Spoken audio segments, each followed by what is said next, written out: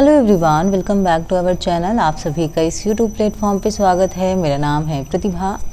Home science student के लिए हम लेकर आए हैं महामैराथन क्लास, जिसमें हम आपके क्वेश्चंस करने वाले हैं आपके मोस्ट इम्पॉर्टेंट टॉपिक। एंड अगर बात करें तो ये डिफ़िकल्ट टॉपिक भी है, जो कि है आपका टेक्सटाइल।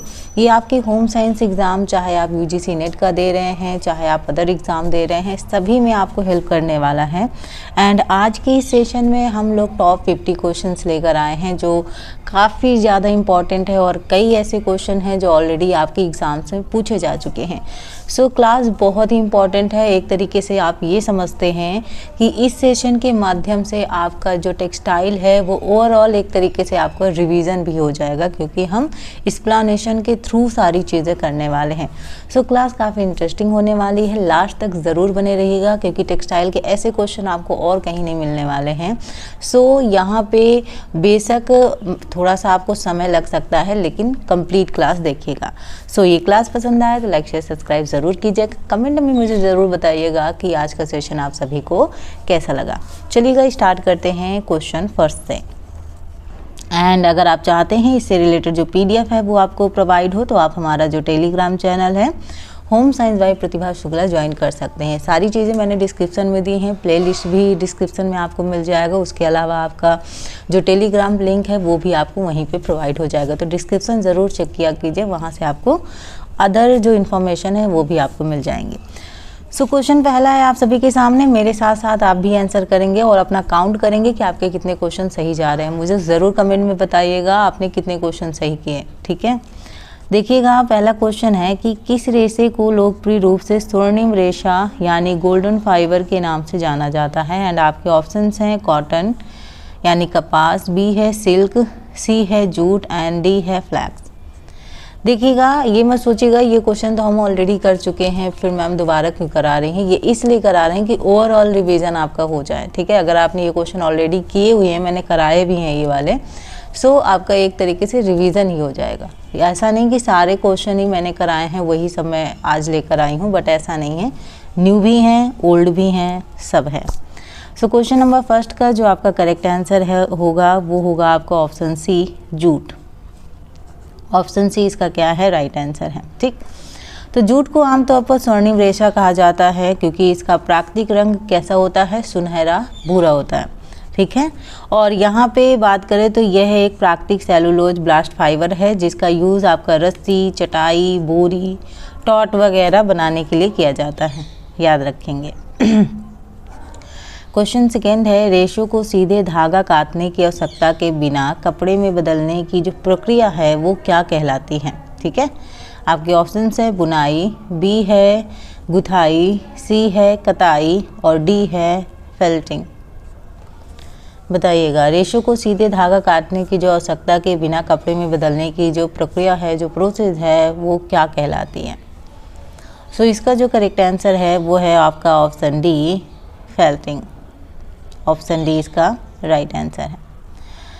देखिएगा, फेल्टिंग एक गैर बुनाई तकनीक है, जहां रेशे यानी आमतौर पर चाहे ऊन हो जिसमें सल्क होते हैं को गर्मी, नमी और घर्षण का उपयोग करके आपस में गूंथा जाता है।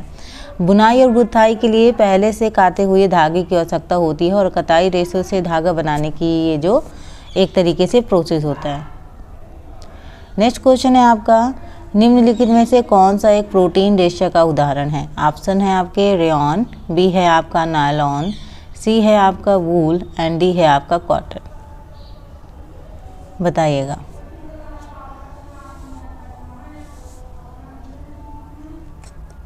इसका करेक्ट आंसर है ऑप्शन सी, वूल, ठीक।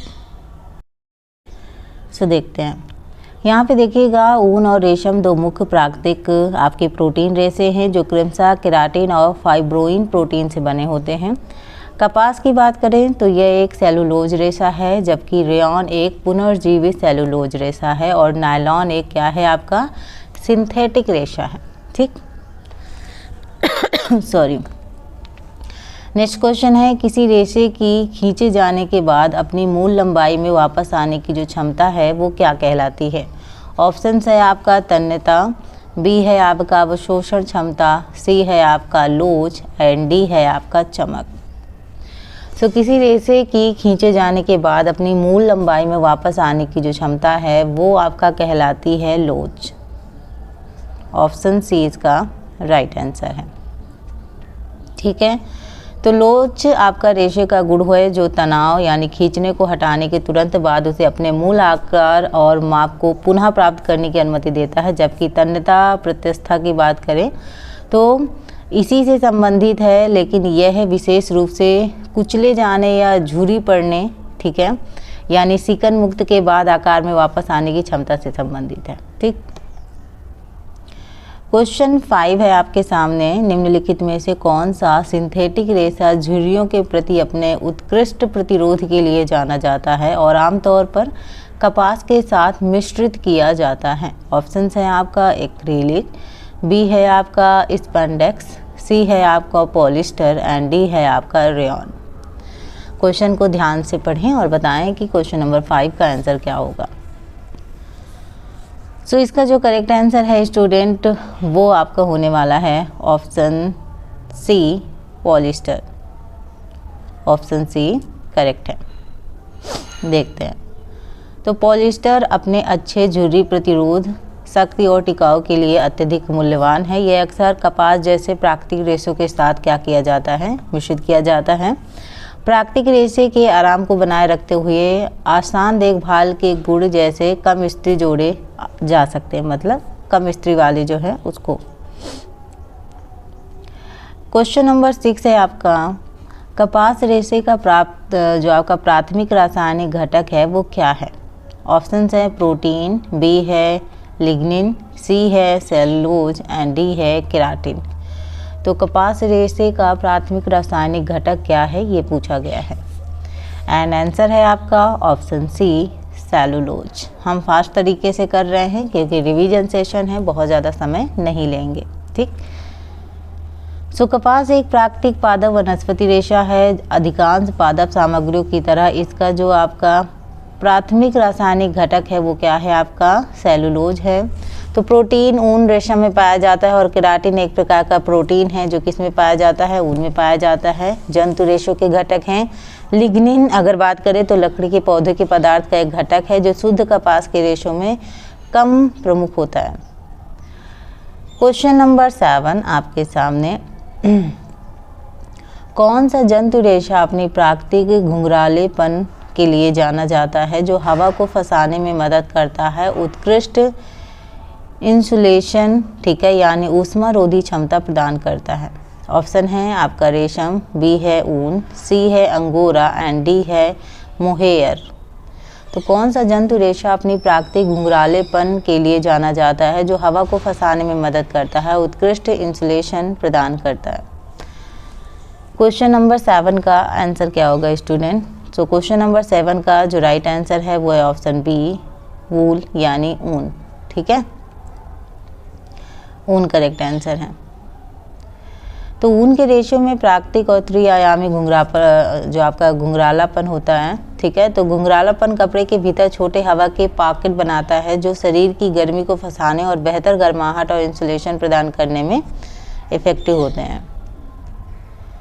क्वेश्चन है आपका 8 पूछा गया है, सूती कपड़े को सांद्र सोडियम हाइड्रोक्साइड यानी कास्टिक सोडा के घोल से उपचारित करने की जो प्रक्रिया है जिससे उसकी चमक, मजबूती और रंग ग्रहण करने की जो क्षमता है वो बढ़ जाती है, क्या कहलाती है। ऑप्शंस है आपका विरंजन, बी है आपका प्रक्षालन, सी है आपका साइजिंग एंड डी है आपका मॉइस्चरीकरण। क्वेश्चन नंबर 8 का राइट आंसर क्या होगा बताइएगा। इसकी बात करें तो इसका जो आपका करेक्ट आंसर है वो है ऑप्शन डी। ठीक है, ऑप्शन डी इसका राइट आंसर है। देखते हैं थोड़ा सा, तो मॉइस्चरीकरण सेलुलोज कपड़ों में मुख्य रूप से कपास की बात की जाए तो एक स्थायी रासायनिक परिष्करण प्रक्रिया होती है जो रेशों को फुला देती है जिससे वे अधिक गोल और चिकने हो जाते हैं। ठीक, उनकी चमक, आपकी तन्य शक्ति और रंगों के प्रति जो आकर्षण है उसमें एक तरीके से सुधार होता है। चलेगा, क्वेश्चन नंबर जो 9 है आपके सामने पूछा गया है, रंगाई के संदर्भ में डोप ड्राइंग या सॉल्यूशन जो आपका ड्राइंग है वो क्या है। डोप ड्राइंग की बात हो रही है। एंड आपके जो ऑप्शंस हैं वो हैं आपका ए, बुने जाने के बाद कपड़े की रंगाई करना, बी है आपका कपड़े की बुनाई से पहले धागे की रंगाई करना, सी है आपका सिंथेटिक रेशा बनाने वाले घोल में रेशा बाहर निकालने से पहले रंग द्रव्य मिलाना, एंड आपका जो डी ऑप्शन है वो है आपका सिलने के बाद परिधान की रंगाई करना। तो ये जो आपसे क्वेश्चन पूछा गया है, मैं बहुत ज़्यादा छोटा करूँगी तो शायद आपको अच्छे से दिखेगा भी नहीं, बट दिख रहा है नहीं। रंगाई के संदर्भ में डोप ड्राइंग का क्या है एक तरीके से। सो ये जो है स्टूडेंट, ये है आपका सिंथेटिक रेशा बनाने वाले घोल में रेशा बाहर निकालने से पहले रंग द्रव्य यानी पिगमेंट मिलाना। ऑप्शन सी इसका राइट आंसर है। ठीक है, देखते हैं थोड़ा सा इसके बारे में। तो डोप ड्राइंग सिंथेटिक और पुनर्जीवित रेशा के लिए उपयोग की जाने वाली सबसे पक्की रंगाई विधि है, और रेशा जो आकार रंग को रेशा बनने से पहले जब वह अपने तरल चिपचिपे घोल यानी एक तरीके से डोप के रूप में होता है तभी स्थायी रूप से यह क्या किया जाता है, मिलाया जाता है उसमें। नेक्स्ट क्वेश्चन है, किस प्रकार की बुनाई से कपड़े की सतह पर एक विकर्ण रेखा या रिब पैटर्न बनता है जो अपनी मजबूती और अच्छे ड्रेप लटकन के लिए जाना जाता है। क्वेश्चन ध्यान से पढ़िएगा। किस प्रकार की बुनाई से कपड़े की सतह पर एक विकर्ण रेखा या रिब पैटर्न बनता है जो अपनी मजबूती और अच्छे ड्रेप यानी लटकन के लिए जाना जाता है। ओके, एंड आपके ऑप्शंस हैं सादी बुनाई, बी है आपका सॉटन बुनाई, सी है आपका ट्विल बुनाई, एंड डी है आपका बास्केट बुनाई। एक बार फिर क्वेश्चन को देखें, क्वेश्चन नंबर 10, और फिर बताएंगे राइट आंसर क्या होगा। सो इसका जो करेक्ट आंसर है वो है आपका ट्विल वीव्स यानी आपका ट्विल बुनाई। ऑप्शन सी करेक्ट है। तो ट्विल बुनाई की पहचान ताने के धागे के विस्थापन से बनी विकर्ण रेखाओं से होती है। उदाहरण में डेमिंग है, गैबरिन है, चीनो है, ये सारी चीज़ें शामिल हैं। तो सादी बुनाई की तुलना में इसे उत्कृष्ट टिकाऊपन और ड्रेप देती है।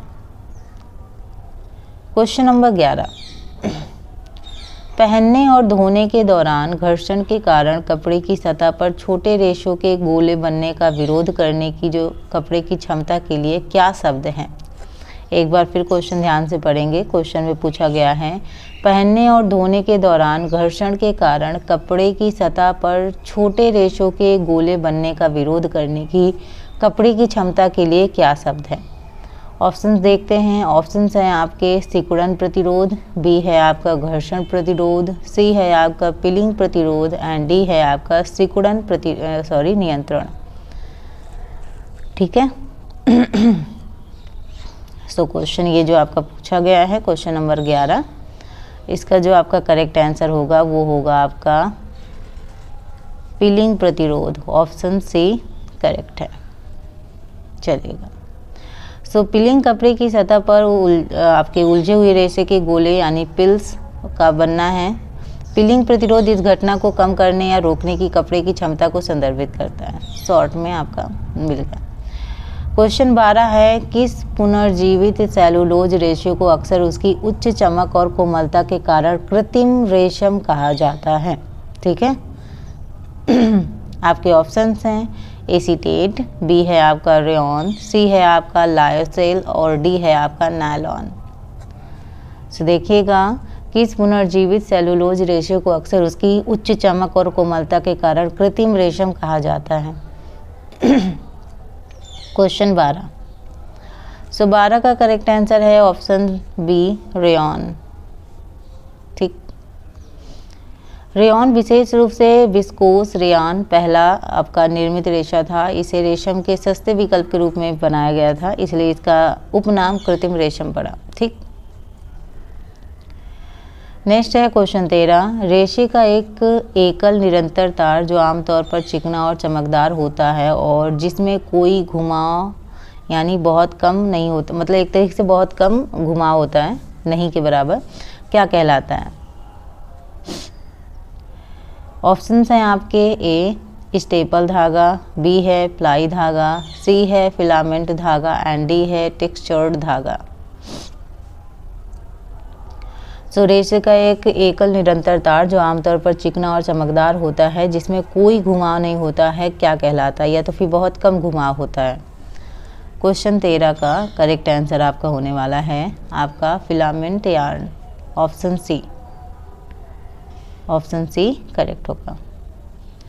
तो फिलामेंट धागे रेशे के निरंतर तारों से बने होते हैं जो रेशम और नायलॉन और पॉलिस्टर जैसे निर्मित रेशों में आम हैं। स्टेपल धागे छोटे रेशों से बने होते हैं जिन्हें एक तरीके से घुमाना पड़ता है।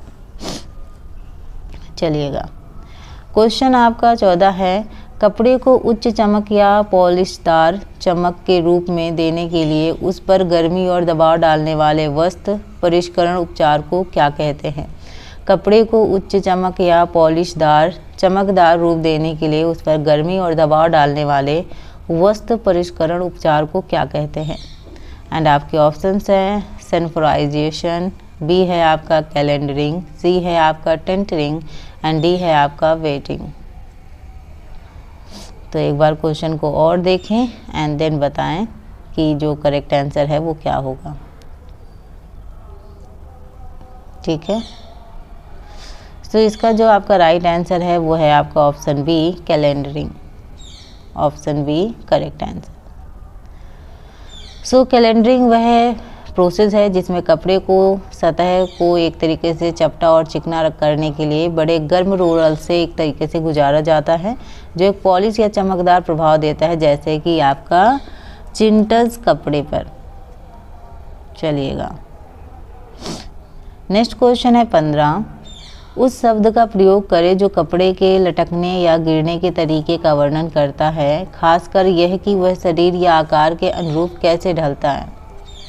ऑप्शंस हैं आपके प्रत्यास्था, बी है आपका हैंड, सी है आपका ड्रेप यानी वस्त्र विन्यास और डी है आपका बनावट टेक्सचर।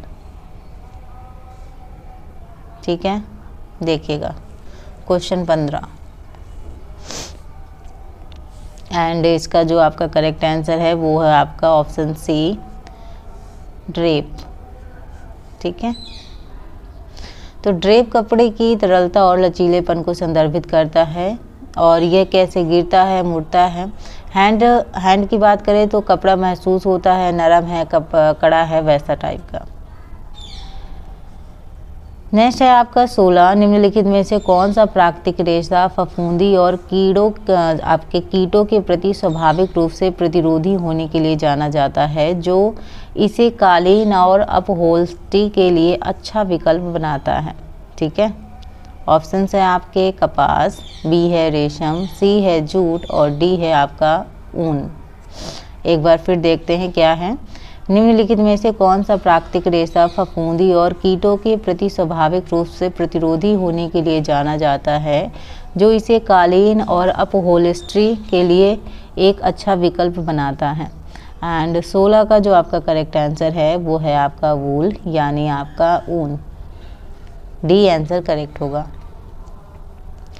तो ऊन अपनी जटिल प्रोटीन संरचना और इसमें मौजूद प्राकृतिक तेलों यानी लनोलिन आपके कारण लौ स्थैतिक के प्रति प्राकृतिक प्रतिरोध रखता है और सेलुलोज रेशे जैसे आपके कपास हो गए, जूट की तुलना में फफूंदी और कीटों के प्रति आमतौर पर अधिक प्रतिरोधी होता है। ठीक है, चलिएगा क्वेश्चन 17 है आपके सामने, वह रंगाई तकनीक जिसमें रंग के प्रवेश को रोकने के लिए कपड़े के क्षेत्रों को गांठ बांधकर या सिलकर पैटर्न बनाए जाते हैं क्या कहलाती है। ऑप्शंस हैं बाटिक, बी है आपका टाई एंड डाई, सी है आपका ब्लॉक प्रिंटिंग और डी है आपका स्क्रीन प्रिंटिंग। तो वह रंगाई तकनीक जिसमें रंग के प्रवेश को रोकने के लिए कपड़े के क्षेत्रों को गांठ बांधकर या सिलकर पैटर्न बनाए जाते हैं क्या कहलाता है। एंड ये होता है आपका tie and die, bandhani. Option आपका बी करेक्ट है। सो टाई एंड डाई भारत में इसको बंधनी कहते हैं, एक प्रतिरोध रंगाई विधि है जहां कपड़े के हिस्सों को भौतिक रूप से बांधा या सिला जाता है ताकि डाई उन तक ना पहुंच पाए। जैसे जहाँ पे आप बांधेंगे वो जो जगह होगी वहाँ तक कलर नहीं पहुँचेगा, मतलब वो स्पेस खाली रहेगा। आपको चाहिए कि हर जगह कलर लगे लेकिन उस क्षेत्र पर ना लगे, है ना, इस वजह से, जिसे खोलने पर अद्वितीय पैटर्न बनते हैं। तो अगर आपने टाई एंड डाई किया है, कलर गर्म पानी में डाला जाता है, फिर उसमें आप कपड़े को करते हैं, तो ये सारा प्रोसेस होता है उसका। नेक्स्ट क्वेश्चन है आपका 18, नायलॉन रेशे का उसकी देखभाल और रख रखाव के संबंध में प्राथमिक नुकसान क्या है? ऑप्शन है आपका कमजोर शक्ति, बी है आपका कीट क्षति के प्रति संवेदनशीलता, सी है आपका कम गर्मी प्रतिरोध। ऑप्शन जो डी है वो है आपका उच्च जल अवशोषण। ऑप्शन जो डी है वो है आपका उच्च जल अवशोषण। अब बताइएगा कि नायलॉन रेशे का उसकी देखभाल और रखरखाव के संबंध में प्राथमिक नुकसान क्या है? इसका जो करेक्ट आंसर है वो है आपका ऑप्शन सी, यानी कम गर्मी प्रतिरोध। ऑप्शन सी इसका क्या है? राइट आंसर है। तो यहाँ देखिएगा, नायलॉन एक सिंथेटिक थर्मोप्लास्टिक रेशा होने के कारण कम गर्मी प्रतिरोध रखता है और इस्त्री या सुखाने से अत्यधिक गर्मी इसे पिघला सकती है, चमका सकती है, या यहाँ पे एक तरीके से कहा जाए तो कड़ा कर सकती है। ठीक है। नेक्स्ट क्वेश्चन है 19, बुने हुए कपड़े में ताना यानी वॉर्प धागे की किस दिशा में चलते हैं? ऑप्शन है आपके क्षैतिज, बी है विकर्ण, सी है ऊर्ध्वाधर लंबाई में, और डी है आपका वृत्ताकार। तो बुने हुए कपड़े में जो वार्प है धागा वो किस दिशा में चलते हैं वो पूछा गया है। तो इसका जो करेक्ट आंसर है वो है आपका ऊर्ध्वाधर, एक तरीके से लंबाई में वर्टिकल। ठीक, ऑप्शन सी करेक्ट होगा, चलेगा। तो यहाँ देखिएगा, ताना धागा करगे पर तनाव में रखे गए लंबाई वार यानी ऊर्ध्वाधर धागे होते हैं। बाना यानी विपरीत धागे चौड़ाई के पार यानी क्षैतिज कहलाते हैं। अगर मतलब इसी में अगर आपका बाना पूछा जाएगा तो आपको पता होना चाहिए कि वो आपका ताना है लंबाई में, बाना है आपका चौड़ाई में। नेक्स्ट क्वेश्चन है क्वेश्चन नंबर 20, वह रेशा पहचान परीक्षण जिसमें एक छोटा नमूना जलाया जाता है और गंध जलते हुए बालों की गंध और राख के प्रकार जैसे काला, कुचला जाने योग्य मनका का अवलोकन किया जाता है, किस रेशे की पहचान के लिए प्रयोग किया जाता है? ऑप्शन हैं आपके कपास, बी है पॉलिस्टर, सी है आपका ऊन और डी है आपका जूट।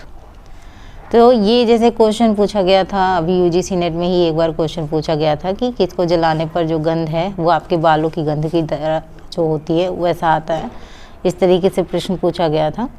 तो यहाँ अगर 20 क्वेश्चन का करेक्ट आंसर की बात करेंगे तो इसका जो राइट आंसर है वो होगा आपका ऊन, वूल, ऑप्शन सी। ठीक है। ऊन एक प्रोटीन रेशा है, जब ये जलता है तो जलते हुए बालों या पंखों जैसी गंध आती है, याद रखिएगा ऊन है ये। तो प्रोटीन के कारण और एक काला कुचला जाने योग्य अवशेष छोड़ता है। सेलुलोज से जो आपके कपास हैं और जूट है वो जल्दी जलते हैं और जलते हुए कागज़ की तरह महकते हैं और हल्की राख छोड़ते हैं। तो यहाँ पे अलग अलग चीज़ें देखने को मिल रही हैं। क्वेश्चन जो 21 है उसमें पूछा गया है कि कौन सा गुण लीलन कपड़े को छूने पर ठंडा महसूस कराता है और इसे गर्मियों के कपड़ों के लिए एक पसंदीदा विकल्प बनाता है? एंड आपके जो ऑप्शंस हैं वो है आपका इसकी उच्च गर्मी प्रतिधारण, बी है आपका इसकी कम लोच, सी है आपका इसकी उच्च जल अवशोषण और चालकता, और डी है आपका इसका उत्कृष्ट सिकन प्रतिरोध। तो जो क्वेश्चन आपका पूछा गया है 21, इसका बताइएगा आपका करेक्ट आंसर क्या होगा। तो देखिएगा, हम लोग एक महामैराथन क्लास के थ्रू हम सभी टेक्सटाइल से रिलेटेड जो क्वेश्चंस आने की संभावना है उनको डिस्कस कर रहे हैं। तो ऐसे ही अगर आप चाहते हैं कि मैं अदर जो आपके टॉपिक्स हैं, चाहे वो न्यूट्रिशन हो गया, चाहे ह्यूमन डेवलपमेंट हो गया, उन सभी की एक महामैराथन क्लास लाऊं, तो मुझे कमेंट बॉक्स में बताइएगा क्या आप चाहते हैं और किस टॉपिक से रिलेटेड आप पहले महामैराथन क्लास चाहते हैं। और ऐसा नहीं है कि हम सिर्फ क्वेश्चन आंसर करेंगे, हम रिवीजन क्लास भी लाएंगे जिसमें आपकी थ्योरी चीज़ें भी आपकी कवर हो जाएंगी। 21 का जो आपका करेक्ट आंसर है वो आपका होगा ऑप्शन सी, यानी इसकी उच्च जल शोषण और चालकता।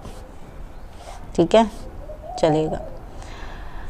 तो इसकी उच्च जल अवशोषण और चालकता है, तो यहाँ पे लीलन यानी सन का रेशा बहुत अधिक नमी अवशोषण यानी हाइग्रोस्कोपिक और अपेक्षाकृत उच्च तापीय चालकता होती है। पसीने को जल्दी अवशोषित भी करता है और गर्मी को शरीर से तेज़ी से दूर एक तरीके से करता है, जिससे एक तरीके से ठंडा अनुभव होता है।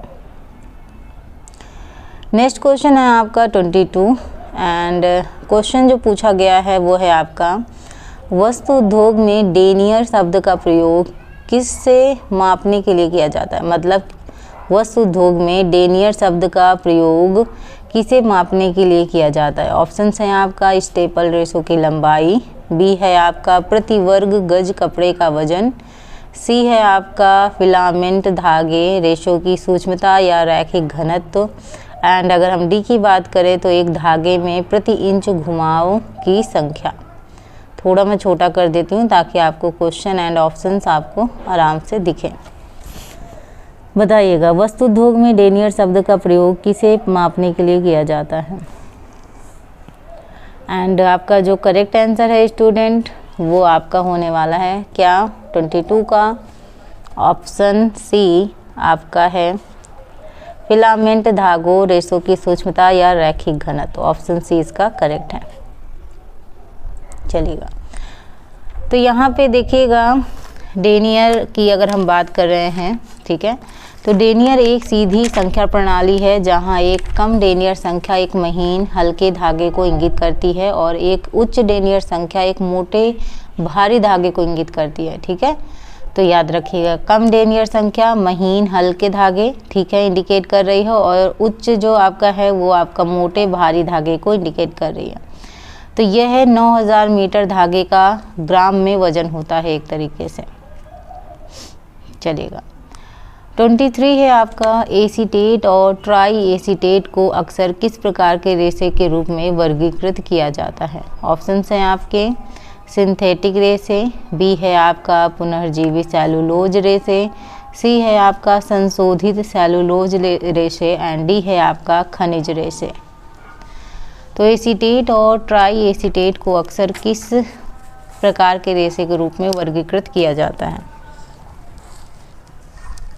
एंड यहाँ पे बात करें आपका जो करेक्ट आंसर है वो है आपका संशोधित सेलुलोज रेशे। ऑप्शन सी संशोधित सेलुलोज रेशे। चलेगा तो एसीटेट रेशे सेलुलोज से प्राप्त होते हैं जैसे आपका रेयॉन है, लेकिन ये रासायनिक स्त्रीकरण प्रक्रिया के माध्यम से सेलुलोज एसीटेट बन जाते हैं जिससे वे रासायनिक रूप से शुद्ध पुनर्जीवी सेलुलोज से एक तरीके से भिन्न होते हैं। इसलिए इन्हें संशोधित सेलुलोज रेशे या सेलुलोज थर्मोप्लास्टिक रेशे के रूप में एक तरीके से वर्गीकृत किया जाता है। नेक्स्ट क्वेश्चन है बुनाई से पहले ताना धागों की साइजिंग यानी मार लगाना, ठीक है, का प्राथमिक उद्देश्य क्या होता है। तो बुनाई से पहले ताना धागों की साइजिंग का प्राथमिक उद्देश्य क्या होता है। ऑप्शंस हैं आपके ए इनकी अवशोषण क्षमता बढ़ाने के लिए, बी है आपका धागे में रंग जोड़ने के लिए, सी है आपका बुनाई के दौरान इनकी मजबूती बढ़ाने और टूटन को कम करने के लिए, एंड डी ऑप्शंस की बात करें तो इसका है कपड़े को सिकन प्रतिरोधी बनाने के लिए। तो ये जो 24 दिया है क्वेश्चन, इसका जो आपका राइट आंसर होगा वो आपका होने वाला है ऑप्शन सी, यानी बुनाई के दौरान उनकी मजबूती बढ़ाने और टूटन को कम करने के लिए। ऑप्शन सी इसका करेक्ट आंसर है। देखिएगा साइजिंग में ताना धागों पर एक सुरक्षात्मक कोटिंग आमतौर पर स्टार्च या सिंथेटिक जो रॉल है उसको लगाना शामिल है और बुनाई प्रक्रिया के दौरान करघे के हिस्सों से रगड़ खाने पर वे चिकने मजबूत और घर्षण के प्रति प्रतिरोधी बन जाते हैं। नेक्स्ट क्वेश्चन है 25 एक रेशा जिसमें पानी या नमी को आकर्षित करने और धारण करने का गुण होता है उसे किस रूप में वर्णित किया जाता है। ऑप्शंस देखते हैं। आपके ऑप्शंस हैं जल विरोधी, बी है आपका गैर आर्द्रताग्राही, सी है आपका आर्द्रताग्राही और डी है आपका थर्मोप्लास्टिक। तो एक रेशा जिसमें आपका पानी या नमी कहिए उसको आकर्षित करने और धारण करने का गुण होता है उसका बताना है आपको किस रूप में वर्णित किया जाता है। तो इसका जो आपका राइट आंसर है वो है आपका सी आर्द्रताग्राही। ठीक है, चलिएगा नेक्स्ट क्वेश्चन है आपका 26 दिया है, सबसे आम बुनाई संरचना कौन सी है जहां ताना और बाना धागे एक के ऊपर और एक के नीचे गुथते हैं, जिसके परिणाम स्वरूप एक मजबूत साधारण कपड़ा बनता है। ठीक है, ऑप्शंस हैं आपके ट्विल बुनाई, बी है आपका सॉटेन बुनाई, सी है आपका सादी बुनाई और डी है आपका जैकॉर्ड बुनाई। तो सबसे आम बुनाई संरचना कौन सी है जहां ताना और बाना धागे एक के ऊपर और एक के नीचे गुथते हैं, जिसके परिणाम स्वरूप एक मजबूत साधारण कपड़ा बनता है। तो यहाँ पे अगर बात करें तो ये है आपका प्लेन वीव्स यानी सादी बुनाई। ठीक है, तो सादी बुनाई सरल है। ठीक है, और यहाँ पे अधिकतम गूंथन बनाती है जो कपड़े को अच्छी दृढ़ता और मजबूती देती है। उदाहरण के तौर पर आप मलमल ब्रॉड क्लॉथ जो है वो आपका इसमें शामिल है। 27 है, उस शब्द का प्रयोग करें जो छूने पर कपड़े के महसूस होने के तरीके का वर्णन करता है, जैसे नरम, कड़ा, चिकना या फिर खुरदरा। ऑप्शन है आपके चमक, बी है आपका हैंड, सी है आपका ड्रेप एंड डी है आपका टेक्सचर यानी बनावट। सो उस शब्द का प्रयोग करें जो छूने पर कपड़े के महसूस होने के तरीके का वर्णन करता है कि कड़ा है कि चिकना है कि खुरदरा है, नरम है, क्या है। सो इसका जो आपका राइट आंसर है वो है आपका स्पर्शानुभूति, हैंड। हाथ से जब आप छूते हैं तभी आपको पता चलता है नरम है, कड़ा है, कैसा है, खुरदरा है। इस वजह से जब आप कपड़ा लेने जाते हैं तो आप हाथ से पकड़ के कपड़े को चेक करते हैं कि कैसा है, खुरदरा है कि बहुत ज़्यादा मुलायम है ना, इसी वजह से। नेक्स्ट क्वेश्चन है आपका 28, बुने हुए कपड़ों के विपरीत बुनाई वाले कपड़े की प्रमुख विशेषता निम्नलिखित में से कौन सी है। ऑप्शंस हैं आपके कमलोच, बी है आपका धागे के 2 सेटों ताना और बाना को आपस में गूंथकर बनाया गया, सी है आपका उच्च लचीलापन और सिलवटों से अच्छी पुनर्प्राप्ति और डी है आपका आसानी से नहीं खुलते हैं। सो यहाँ जो क्वेश्चन था कि बुने हुए कपड़ों के विपरीत बुनाई वाले कपड़ों की प्रमुख विशेषता कौन सी है, तो ये जो आपकी विशेषता है वो है आपका उच्च लचीलापन और सिलवटों से अच्छी पुनर्प्राप्ति। ऑप्शन जो आपका सी है आपका करेक्ट होगा। ठीक है, चलिएगा। नेक्स्ट क्वेश्चन है आपका 29, उस मूल पदार्थ का रासायनिक नाम क्या है जिससे रेशम यानी सिल्क रेशा बनता है। ऑप्शन है सेलुलोज, बी है केराटिन, सी है फाइब्रोइन एंड डी है कोलेजन। बताइएगा उस मूल पदार्थ का रासायनिक नाम क्या है जिससे रेशम यानी सिल्क रेशा बनता है। एंड करेक्ट आंसर आपका होने वाला है फाइब्रोइन, ऑप्शन सी। ठीक है, चलिए। सो रेशम मुख्य रूप से फाइब्रोइन प्रोटीन से बना होता है जो रेशम के कीड़े द्वारा स्रावित होता है। केराटिन वह प्रोटीन है जो ऊन और बालों में पाया जाता है, केराटिन की अगर बात करेंगे तो। नेक्स्ट क्वेश्चन आपको पूछा गया है कि किस छपाई विधि में एक महीन जाली वाली स्क्रीन का प्रयोग किया जाता है जहां रंग को गुजरने से रोकने के लिए कुछ क्षेत्रों को अवरुद्ध कर दिया जाता है जिससे केवल वांछित डिज़ाइन ही प्रिंट हो पाता है। ऑप्शंस हैं आपके रोलर छपाई, बी है आपका ब्लॉक छपाई, सी है आपका स्थानांतरण छपाई यानी ट्रांसफ़र प्रिंटिंग एंड डी है आपका स्क्रीन छपाई। किस छपाई विधि में एक महीन जाली वाली स्क्रीन का प्रयोग किया जाता है जहां रंग को गुजरने से रोकने के लिए कुछ क्षेत्रों को अवरुद्ध कर दिया जाता है। अवरुद्ध मतलब रोक दिया जाता है जिससे केवल वांछित डिज़ाइन ही प्रिंट हो पाता है। तो इसका जो आपका करेक्ट आंसर है स्टूडेंट वो है आपका स्क्रीन प्रिंटिंग, ऑप्शन डी। देखते हैं थोड़ा सा इसके बारे में। यहाँ ध्यान दीजिएगा, जो आपका स्क्रीन प्रिंटिंग या सेरीग्राफी एक फ्रेम पर फैलाए गए एक जालीदार स्क्रीन का प्रयोग किया जाता है। जिस क्षेत्र में रंग की आवश्यकता नहीं होती है उस क्षेत्र में जाली को अवरुद्ध करने के लिए एक स्टेंसिल लगाया जाता है और प्रिंट पेस्ट को खुले क्षेत्र से कपड़े पर धकेला जाता है ताकि जहाँ पे रोका गया है वहाँ पे वो चीज़ें ना जाएं, दूसरी तरफ जाएं। नेक्स्ट क्वेश्चन है 31। एस्बेस्टस किस प्रकार के रेशे का एक उदाहरण है जिस जिसे अब स्वास्थ्य संबंधी चिंताओं के कारण काफ़ी हद तक टाला जाता है। ओहो, चलिए मैं फिर से पढ़ देती हूँ क्वेश्चन को। एस्बेस्टस किस प्रकार के रेशे का एक उदाहरण है जिसे अब स्वास्थ्य संबंधी चिंताओं के कारण काफ़ी हद तक टाला जाता है?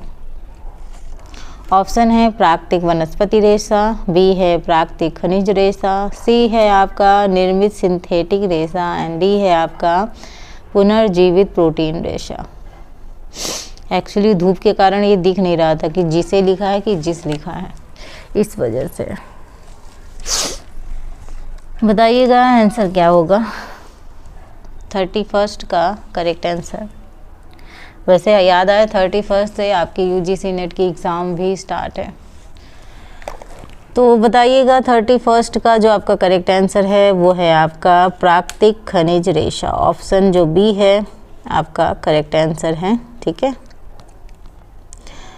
तो एस्बेस्टस जो है आपका ऐतिहासिक रूप से अपने गैर ज्वलनशील गुणों के लिए वस्तु में प्रयोग किए जाने वाला एक मात्र प्राकृतिक खनिज रेशा है। ठीक है, ये एक सिलिकेट खनिजों का एक तरीके से रूप है। नेक्स्ट क्वेश्चन है 32।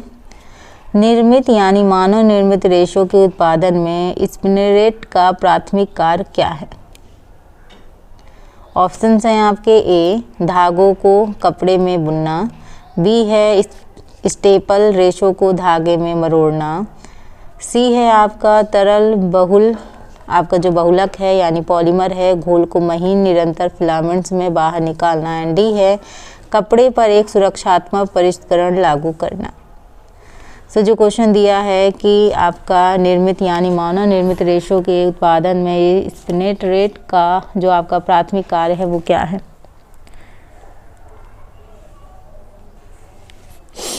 तो यहाँ 32 का जो राइट आंसर है स्टूडेंट वो है आपका ऑप्शन सी तरल बहुलक यानी पॉलीमर घोल को महीन निरंतर फिलामेंट्स में बाहर निकालना। Option C. ठीक है, सो आपका स्पिनरेट एक छोटी धातु की प्लेट होती है जिसे छोटे छेद होते हैं जो सावर हेड के समान होते हैं। चिपचिपा कताई घोल इन क्षेत्रों के माध्यम से मजबूत एक तरीके से किया जाता है ताकि महीन और निरंतर जो तार है यानी फिलामेंट्स है वो बन सके और अंतिम रेशे के रूप में जम जाते हैं। ये पूरा प्रोसेस होता है। नेक्स्ट क्वेश्चन आपका, वह रेशा जो तेज अम्लों, सूरज की रोशनी और ब्लीच के लंबे समय तक संपर्क में रहने से क्षति के प्रति अत्यधिक संवेदनशील होता है वह है? ऑप्शंस हैं पॉलिस्टर, बी है कपास, सी है ऊन, डी है एक्रेलिक। एक बार फिर क्वेश्चन को पढ़ते हैं थोड़ा सा। वह रेशा जो तेज अम्लों, सूरज की रोशनी और ब्लीच के लंबे समय तक संपर्क में रहने से क्षति के प्रति अत्यधिक संवेदनशील होता है वह है? वह क्या है? वह ऊन है। ऑप्शन सी है। ऊन एक प्रोटीन रेशा होने के कारण मजबूत क्षारीय पदार्थों जैसे क्लोरीन, ब्लीच और तेज खनिज अम्लों से आसानी से क्षतिग्रस्त हो जाता है। ठीक है, तो सूरज की रोशनी के लंबे समय तक संपर्क में रहने से भी आपका क्या हो जाएगा? खराब हो जाएगा। कपास की बात करें तो एक सेलुलोज रेशा है जो अम्लों को बेहतर ढंग से संभालता है लेकिन मजबूत ब्लीच से क्षतिग्रस्त हो सकता है। 34 क्वेश्चन है, दो या दो से अधिक एकल धागों को एक साथ मरोड़कर बनाए गए धागे के लिए क्या शब्द है? ऑप्शन सिंगल धागा, बी है प्लाई धागा, सी है कार्ड धागा एंड डी है नवीनता धागा। तो दो या दो से अधिक एकल धागों को एक साथ मरोड़कर बनाए गए धागों के लिए क्या शब्द सही है? सो ये है आपका प्लाई धागा, ऑप्शन बी। देखते हैं, तो एक एकल धागा सबसे सरल इकाई है। जब दो अलग धागों को एक साथ मरोड़ा जाता है तब एक दो प्लाई धागा बनता है और तीन एकल से तीन प्लाई और इसी तरह से अन्य भी ऐसे ही ऐसे बनते रहते हैं। नेक्स्ट है आपका, किस प्रकार का रेशम के कीड़े द्वारा कोकीन तोड़ने के बाद काटा जाता है जिसके परिणाम स्वरूप छोटे कम समान रेशे प्राप्त होते हैं? ऑप्शन है तसर रेशा, बी है सहतूत रेशम, सॉरी रेशम लिखा था मैंने, रेशा बोला। सी है कृषिजन्य रेशम और डी है स्पेन रेशम, स्पून रेशम कह सकते हैं।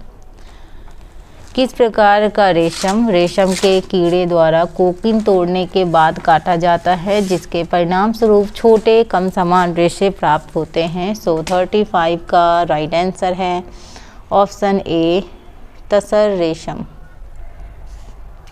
तसर।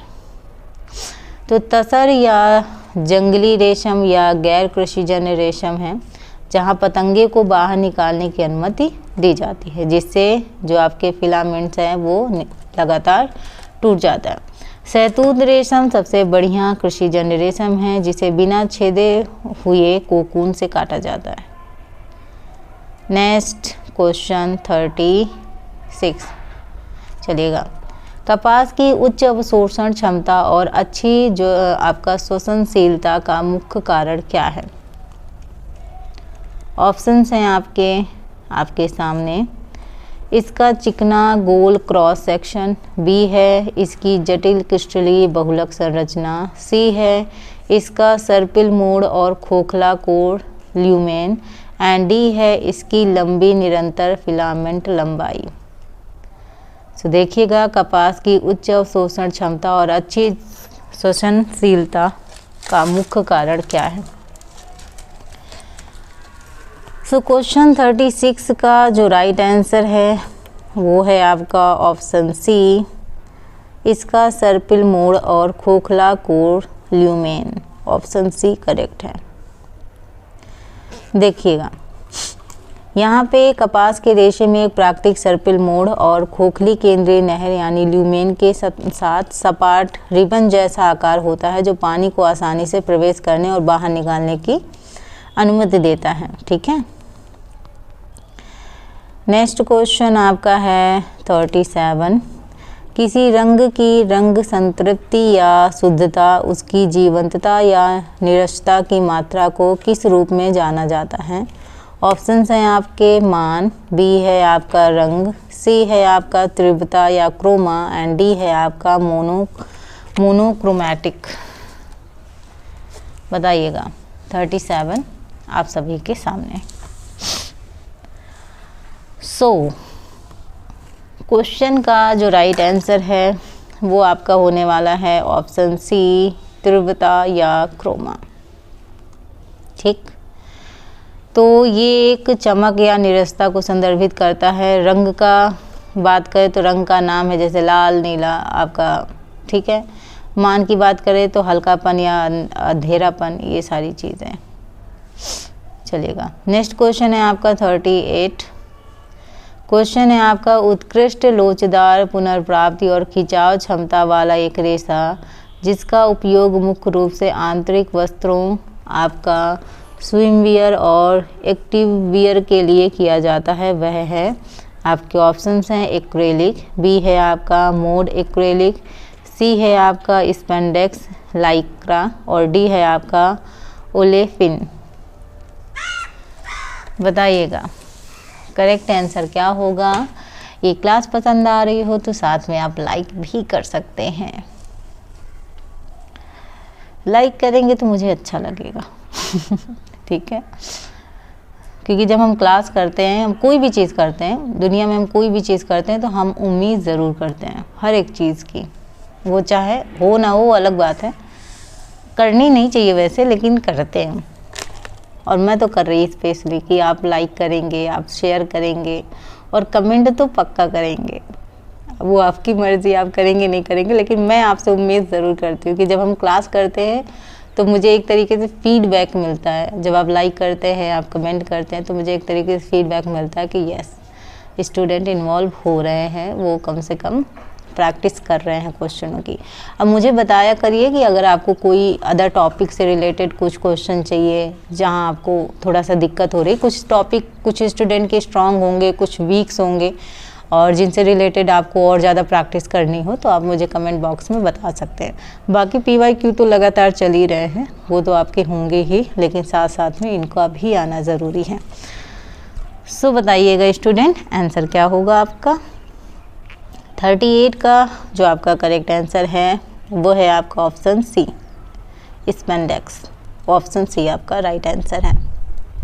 देखते हैं, स्पेंडेक्स आपका ड्यूपॉन्ट द्वारा लाइका के रूप में जाना जाता है। यह आपका इलास्टोमेरिक निर्मित रेशा है जो अपनी असाधारण लोच के लिए जाना जाता है। 500% तक खींच सकता है और पूरी तरह से ठीक हो सकता है, और यह खिंचाव जोड़ने के लिए अन्य रेशों के साथ क्या किया जाता है, मिलाया जाता है। इम्पॉर्टेंट है।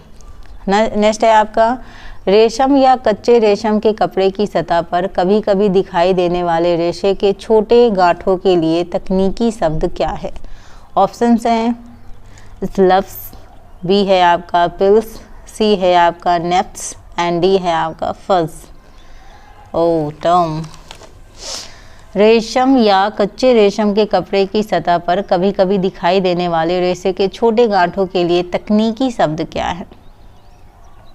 इसमें से आपने देखा होगा बहुत सारे क्वेश्चन बहुत न्यू हैं, ठीक है, जो आपने शायद नहीं किए होंगे, मे बी किए भी होंगे कुछ लोगों ने, बट ज़्यादातर जो क्वेश्चन आपको देखने को मिल रहे हैं वो न्यू ही हैं, है ना। सो 39 का जो आपका करेक्ट आंसर है वो है आपका ऑप्शन ए, स्लब्स। ठीक। सो ये आपका स्लब्स एक धागे या कपड़े में जानबूझकर या अनजाने में बने मोटे नरम धब्बे होते हैं जो जंगली रेशम या कुछ लीलन की विशेषता है। अक्सर एक असमान बनावट बनाने के लिए ये मूल्यवान होते हैं। नेफ्स की बात करें तो छोटे कसकर उलझे हुए गांठ होते हैं जो आमतौर पर कपास में पाए जाते हैं। नेक्स्ट है आपका क्वेश्चन 40 तक हम पहुंच चुके हैं। देखते हैं, एक सिंथेटिक रेशा जो आमतौर पर ऊन के विकल्प के रूप में इस्तेमाल किया जाता है क्योंकि यह नरम, गर्म महसूस होता है और भारी होता है। ऑप्शन है आपका ओलेफिन, बी है आपका एक्रेलिक, सी है आपका अर्मिड और डी है आपका एसीटेट। एक सिंथेटिक रेशा जो आमतौर पर ऊन के विकल्प के रूप में इस्तेमाल किया जाता है, ठीक है, क्योंकि यह नरम, गर्म महसूस होता है और भारी भी होता है। हर एक क्वेश्चन को 2 बार ज़रूर पढ़ा करिए, एक बार में आपको ज़्यादा क्लियर नहीं होगा कि क्वेश्चन में एक्चुअल में पूछा क्या जा रहा है। जब आप सेकेंड टाइम रीड करते हैं तो आपको क्लैरिटी बहुत अच्छे से आ जाती है कि एक्चुअल में क्या पूछा गया है। सो 40 का जो आपका करेक्ट आंसर है वो है आपका एक्रेलिक, ऑप्शन बी। ठीक है, तो एक्रेलिक रेशा अपने ऊन जैसे हैंड, भारीपन और गर्मी प्रतिधारण यानी घुंघरालेपन के कारण जाना जाता है। ऊन के विकल्प के रूप में स्वेटर, कंबल और बाहरी वस्त्रों के लिए लोकप्रिय है। मतलब ऊन के विकल्प के रूप में अगर ऊन नहीं है तो इसका इस्तेमाल होता है। नेक्स्ट क्वेश्चन है आपका क्वेश्चन 41। रंगाई या परिष्करण से पहले कपड़े से प्राकृतिक अशुद्धियों जैसे मोम, तेल, गंदगी को हटाने की पूरी प्रक्रिया क्या है, जिसमें आमतौर पर साबुन और क्षारीय एजेंटों का उपयोग किया जाता है? ऑप्शन है आपका विरंजन, बी है आपका प्रक्षालन यानी स्कोरिंग, सी है आपका कैलेंडरिंग, डी है कार्बोनाइजिंग। एक थोड़ा सा और मैं जूम कर देती ताकि क्वेश्चन आपको और अच्छे से दिखे। ठीक है, तो रंगाई या परिष्करण से पहले कपड़े से प्राकृतिक अशुद्धियाँ जैसे आपका मोम हो गया, तेल, गंदगी, इन सारी चीज़ों को हटाने की पूरी प्रक्रिया क्या है, जिसमें आमतौर पर साबुन और क्षारीय एजेंटों का प्रयोग किया जाता है? सो ये जो है इसका जो आपका करेक्ट आंसर होगा वो आपका होगा स्काउरिंग, ऑप्शन बी। तो स्काउरिंग सभी रेशों, विशेष रूप से कपास के लिए आवश्यक गीली परिष्करण प्रक्रिया है ताकि उन अशुद्धियों को हटाया जा सके जो रंगाई या परिष्करण उपचारों में हस्तक्षेप कर रही हैं। नेक्स्ट है आपका 42। एक एकल निरंतर धागे के इंटरलॉकिंग लूप द्वारा बनाई गई सबसे सरल कपड़े की संरचना क्या है? ऑप्शंस हैं बुना हुआ कपड़ा, बी है गैर बुना हुआ कपड़ा, सी है बुनाई वाला कपड़ा एंड डी है लटका हुआ कपड़ा। बताइएगा, एक एकल निरंतर धागे के इंटरलॉकिंग लूप द्वारा बनाई गई सबसे सरल कपड़े की संरचना क्या है? वो है आपका बुनाई वाला कपड़ा, ऑप्शन सी।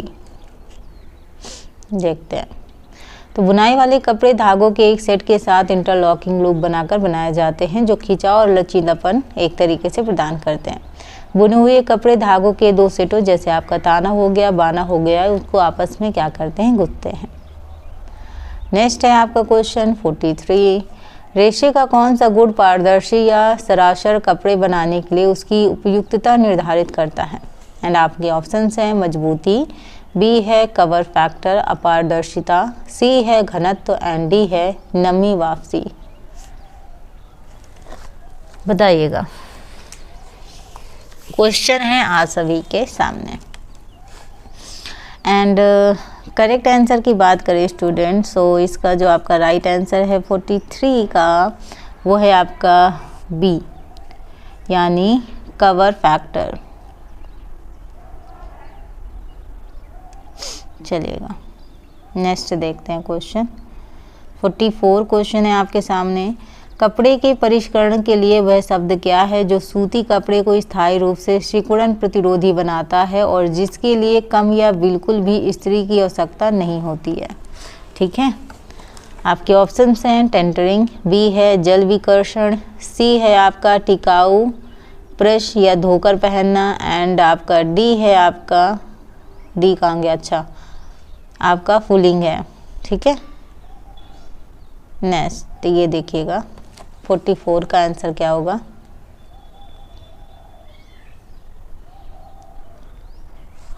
तो यहाँ पे जो करेक्ट आंसर है वो है आपका ऑप्शन सी।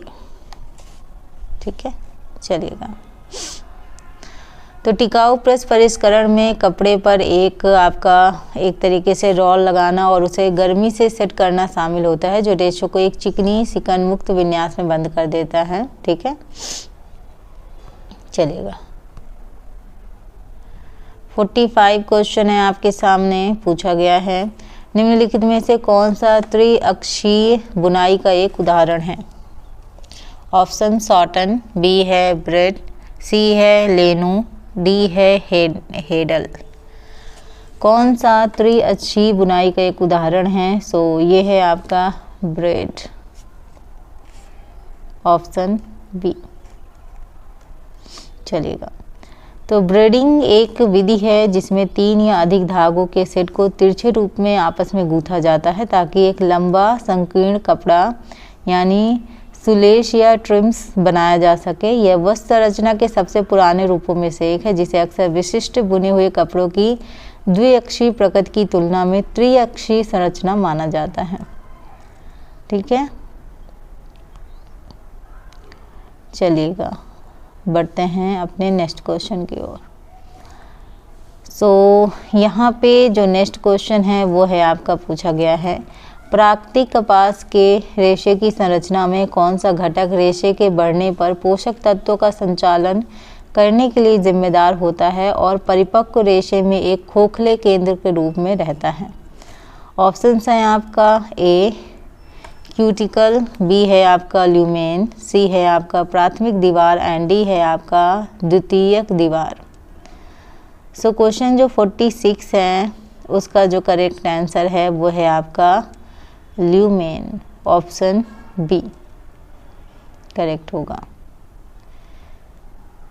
सो यहाँ पे देखते हैं ल्यूमेन केंद्रीय खोखली नहर है जो कपास रेशे की लंबाई में चलती है। बढ़ने की अवस्था में यह रेशे एक पौष्टिक रस या भोजन ले लेती हैं और परिपक्व रेशे में यह हवा से भरी होती है और रेशे की अवशोषण क्षमता में योगदान देती है। सो स्टूडेंट, आज हम लोग यहाँ 46 क्वेश्चन तक ही करने वाले हैं। ठीक है, नेक्स्ट काफ़ी लंबी क्लास हो गई एंड नेक्स्ट जो सेशन आएगा उसमें हम PYQs करेंगे। ठीक है, क्योंकि वो भी हम साथ साथ में कंटिन्यू तरीके से कर रहे हैं।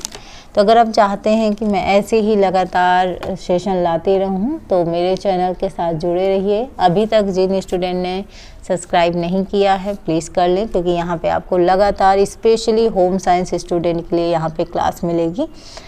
जो ये लोग यूजीसी नेट की तैयारी कर रहे हैं उनको पेपर 1 में भी हेल्प मिलेगी एंड साथ में पेपर 2 तो इम्पॉर्टेंट ही है। जो मेरा मेन है वो आपका पेपर 2 होम साइंस ही है, इस वजह से मैं आपको कह रही हूँ होम साइंस स्टूडेंट के लिए तो इम्पॉर्टेंट है ही। सो मिलते हैं अपने नेक्स्ट सेशन में। अपना ध्यान रखिएगा, अपने माता पिता का। Thank you for watching student, thank you so much, bye bye.